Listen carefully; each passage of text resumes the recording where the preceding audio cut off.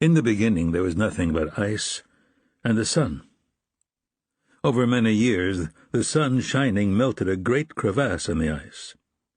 In the sides of this crevasse were great shapes of ice, and there was no bottom to it. Drops of water melted from the ice shapes in the sides of the chasm and fell down and down. One of the ice shapes said, "I bleed." Another of the ice shapes said, "I weep." A third one said, "I sweat." The ice shapes climbed up out of the abyss and stood on the plain of ice. He that said, "I bleed," he reached up to the sun and pulled out handfuls of excrement from the bowels of the sun, and with that dung made the hills and valleys of the earth. He that said, "I weep," he breathed on the ice, and melting it, made the seas and the rivers. He that said, "I sweat," he gathered up soil and sea water, and with them made trees, plants, herbs, and grains of the field, animals and men. The plants grew in the soil and the sea, the beasts ran on the land and swam in the sea. But the men did not wake. 39 of them there were. They slept on the ice and would not move.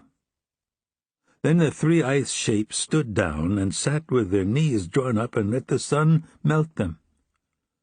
As milk they melted, and the milk ran into the mouths of the sleepers, and the sleepers woke. That milk is drunk by the children of men alone, and without it they will not wake to life. The first to wake up was Adonderoth. So tall was he that when he stood up his head split the sky, and snow fell down. He saw the others stirring and awakening, and was afraid of them when they moved, so he killed one after another with a blow of his fist. 36 of them he killed. But one of them, the next to last one, ran away. Haharath he was called.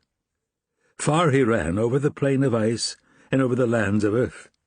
Adonderoth ran behind him and caught up with him at last, and smote him. Haharath died. Then Adonderoth returned to the birthplace on the Gobrin ice, where the bodies of the others lay, but the last one was gone. He had escaped, while Adonderoth pursued Haharath.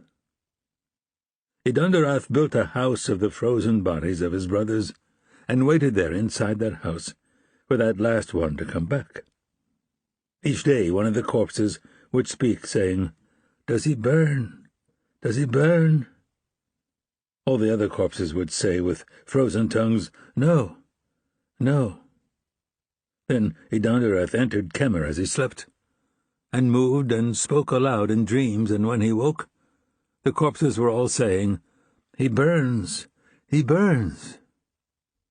And the last brother, the youngest one, heard them saying that, and came into the house of bodies, and there coupled with Adonderoth.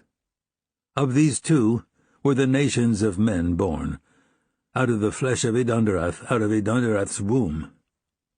The name of the other, the younger brother, the father, his name is not known. Each of the children born to them had a piece of darkness that followed him about wherever he went by daylight. Adonderoth said, "Why are my sons followed thus by darkness?" His Chemering said, "Because they were born in the house of flesh. Therefore death follows at their heels. They are in the middle of time.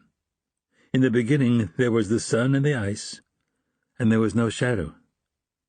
In the end, when we are done, the sun will devour itself, and shadow will eat light, and there will be nothing left but the ice and the darkness."